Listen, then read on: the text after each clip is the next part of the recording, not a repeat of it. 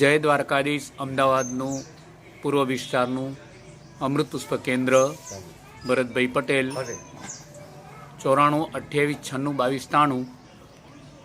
બોલો, આપનું શું નામ છે? જસુભાઈ।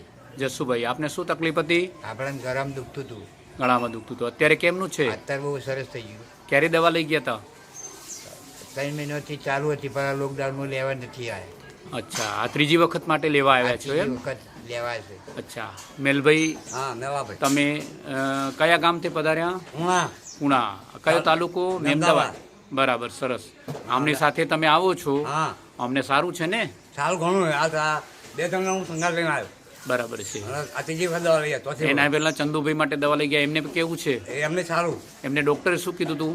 એમને કેન્સર, અને કેન્સરમાં ખૂબ સારું છે એમ? અને કેન્સર પછી આ એક બધું ખાઈ ગુરિયા વીતું, હા. અને અહીંથી દવા લઈ ગયા ભરતભાઈ પટેલનો અહીં, અને ઘણું સારું થયું।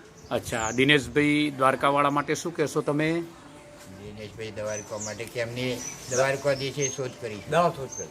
સરસ સરસ, જય દ્વારકાધીશ। જય દ્વારકા।